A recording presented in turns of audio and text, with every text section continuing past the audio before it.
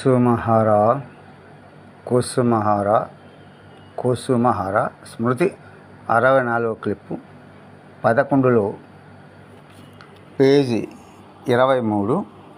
ఇక్కడ నందబాబా అనే ఒక భక్తుడు ప్రేమతో బాబాకు వెన్నబెట్టే హక్కును సంపాదించుకున్నాడు. ఒకసారి బాబా, అయ్యా నేను తినలేను అంటే, నేను కొడతాను కావడి కర్రతో అంటే ఏమిటి? అది ప్రేమ భక్తి అన్నమాట. అట్లా ఉంటాయి. అది వినండి. రాధానగర్ హరనాథ్ ఆశ్రమానికి చేరువనే నందగోప అనే ఆయన నివాసం ఉంటుండేవారు. ఆయనని ఇప్పుడు అందరూ కూడా రాధానగర్ నందబాబా అని అంటుండేవారు. ఆయన విద్యావంతుడు కాదు, పాపం అసలు అక్షరాలే రావు. అయినా ఒక్కొక్క మారు ఆయన చూపే ప్రేమ భక్తి ఒకానొక ప్రత్యేకతను సంతరించుకునేవి. దానికి 1-2 ఉదాహరణలు చెప్తాను. రాధానగర్ ఉత్సవపు పురస్కారంగా ఠాకూర్ ఆశ్రమంలో ఉన్నారు అంటే విచ్చేసి ఉన్నారని అర్థం. ఒక్కొక్క భక్తుడు ఒక్కొక్క రకమైన భావావేశలోనే ఠాకూర్ పాదాచెంత తమ భక్తి ప్రపత్తును వెల్లడిస్తూ ఉన్నారు.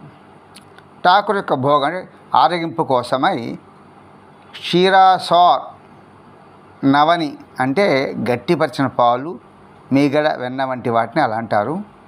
అవన్నీ సరఫరా చేయటం ఈ నందబాబా యొక్క ప్రత్యేక హక్కు. ఆ బాధ్యతను ఆయన ఎవరికీ వదిలిపెట్టేవాడు కాదు. తన హక్కును ఎవరైనా పంచుకుందామన్న సహించేవాడు కాదు. వాటిని ఆయన తన స్వహస్తాలతోనూ తయారు చేసేవాడు. ఠాకూర్ కూడా ఆయన తయారు చేసిన వెన్నను ఎంతో మన్ననతోనూ పరమానందంతోనూ స్వీకరించేవారు. ఈ వెన్న వ్రత నుంచి వచ్చిన నిజమైన వెన్న ఇంత మధురంగా, ఇంత స్వచ్ఛంగా, ఇంత ప్రేమానురాగాలతో మిళితమై ఉన్న వెన్న ఆ వ్రజలో మాత్రమే దొరుకుతుంది అని ఠాకూర్ అప్పుడప్పుడు అంటుండేవారు. అంటే వెన్న సమర్పణ వెనక ఉన్న భావం, అంటే చేసేటప్పుడు ఆయన నామం చేస్తూ ఆయన కోసమే ప్రేమ భక్తితో చేసేవాడు అని అర్థం. సరే, ఒక మహోత్సవానికి విందుకు ఈ నందబాబా ఉదయమే చాలా పెద్ద పరిమాణంలో వెన్నను పట్టుకొని వచ్చి ఠాకూర్ ముందు పెట్టారు. ఠాకూర్ సరిగ్గా అంతకుముందే జలయోగ పూర్తి చేశారు. అంటే అల్పాహారం, టీ మొదలైనవి తీసుకున్నారని అర్థం. బహుశా తమాషా చూద్దామను, నలుగురికి చూపించుదాను ఏమో తెలియదు, కానీ అబ్బా నేను ఇప్పుడేం తినలేనురా బాబా అన్నారు ఠాకూర్ వారు. ఈ 4 మాటలు ఆయన నోటి నుండి వచ్చాయో లేదో నందబాబా కోపంతోనూ ఉక్రోషంతోనూ ఊగిపోతూ తనను తానే మర్చిపోయి తన చేతిలోనున్న బాణకంటే కావడి బద్దను పైకెత్తి దురుసు మాటను వల్లిస్తూ, తింటావా తినవా, తినకపోయావో ఈ కావడి బద్దతో నీ తలను ముక్కలు చేస్తా అంటూ ఉగ్రుడైపోతున్నాడు. ఇంతలో ఠాకూర్ ఎంతో భయపడిన బుద్ధిమంతుడైన పిల్లవానిలా చేయి చాపుతూ, బాబా పెట్టు బాబా, తింటానులే పెట్టు అంటూ నందబాబా పెడుతున్న ఒక్కొక్క వెన్నముద్దను అందుకొని గబగబా మింగేస్తున్నారు. ఇది రాగభక్తి అంటారు దీన్ని. ఇదే ప్రేమభక్తి, వైద్య భక్తి కాదు. మరి నందబాబాకు వచ్చిన అంత కోపం ఎక్కడికి పోయిందో, ఏమైపోయిందో, ఆయనకు ఆనందంతో ప్రేమతో పిచ్చెక్కిందేమో, ఆయన గంతులు వేస్తూ ఏడుస్తున్నారు పాపం. ఆ తర్వాత నందబాబా చెప్పక తెలియంది ఏమిటంటే, ఆ రోజు తర్వాత ఆయన ఎప్పుడు ఆ కావడి బద్దను అంటే పెలుగు పాలు మోసేందుకు ఉపయోగించలేదట. ప్రస్తుతం ఆయన పూజ చేస్తున్నారంట చూడండి.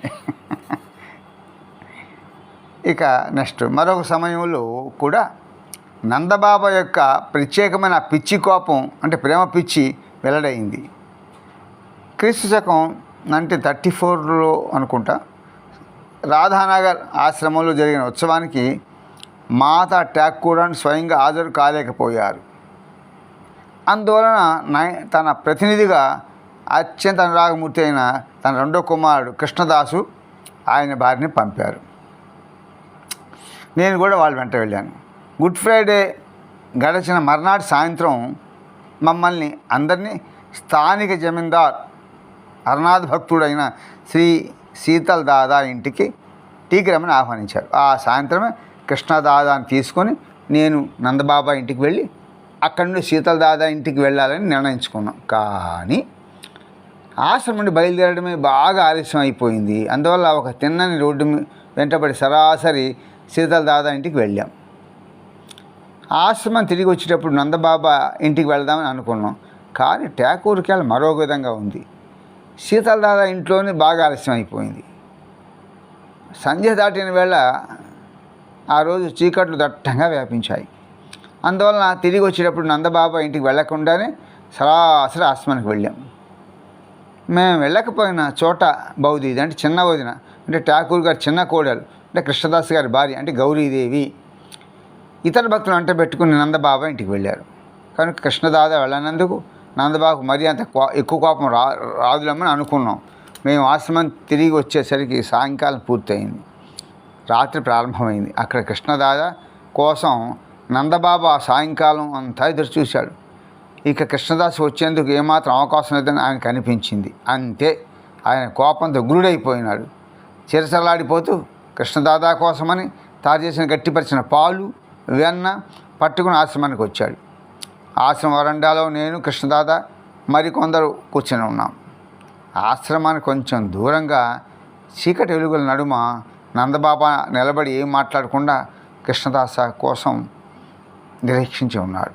ఓహో, ఆ సమయములు ఆయన అంటే నందబాబా మూర్తి ఎంత భయంకరంగానూ ఎంత మధురంగానూ ఉన్నదో చెప్పనాలివి కాదు.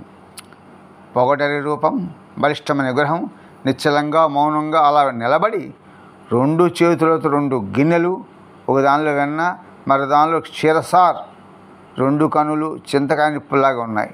ఇక వక్షస్థలమో కోపంతో ఉద్వేగంతో నిర్వేదంతో పొంగులు వారుతుంది. చూడండి, రాగభక్తలు ఈ అలుక సహజమైన అర్థం అన్నమాట. ఉన్నట్టుండి కృష్ణదాదా చూపు ఆ దిక్కుకు తిరిగింది. అంతే, ఆయన తన చేత్తో తన శరీరాన్ని నొక్కుతూ గొంతు అణుచుకుంటూ దాదా అయిపోయింది, మన పని అయిపోయింది, మనం నాశనం అయిపోతున్నాం. ఆ ముందు దేవుడు చూసావా, నందబాబా ఈ మాగాచ్యం చేయబోతున్నాడు అన్నారు. మరుక్షణంలో కృష్ణదాదా తన చేతిని నందబాబాకు చూపుతూ, ఓహో నందబాబా, నందబాబా ఎందుకని అక్కడ నిలబడిపోయావు, నా దగ్గరికి రా, మా కోసం ఏం తెచ్చావు, ఇక మేము తింటాంగా అన్నారు. నందబాబా ఎంత ఆకాంక్షతో ముందుకు అడుగులు వేశాడు. ఆ క్షీరసార్ను నవనిని కృష్ణదాదా చేతికిచ్చాడు. కృష్ణదాదా దానిలో కొద్దిగా తీసుకొని నోట్లో వేసుకున్నారు. అయినా నందబాబా కోపం తగ్గలేదు. దాన్ని నిగ్రహించిన కృష్ణదాదా ఆ కప్పుల నుండి మరింతగా తినసాగారు. ఇక నందబాబా ప్రశాంతం ఉండలేకపోయారు. ఆయన తన అదుపులోకి పెట్టుకోలేకపోయారు.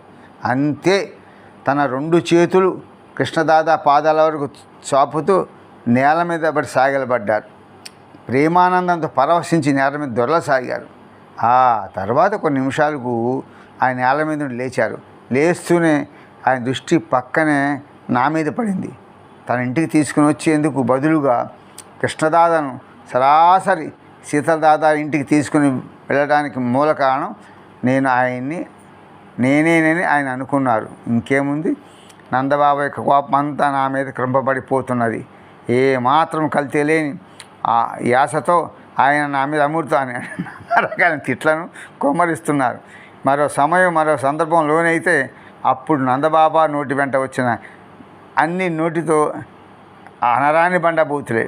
అయినా సమయంలో అవన్నీ నందబాబా యొక్క కల్మషరహితమైన హృదయాన్ని, ఆవేదనను, ప్రేమను మాత్రం వ్యక్తం చేశాయి. ఆయన 2 కన్నుల వెంట ధారలుగా ప్రేమానందాశ్రులు ప్రవహించడం చూసి నేను చలించిపోయాను. అది రాగభక్తి యొక్క పారవశ్యం అన్నమాట. అద్భుతమైనటువంటి భక్తుడు అండి. కుసుమహార కుసుమహార.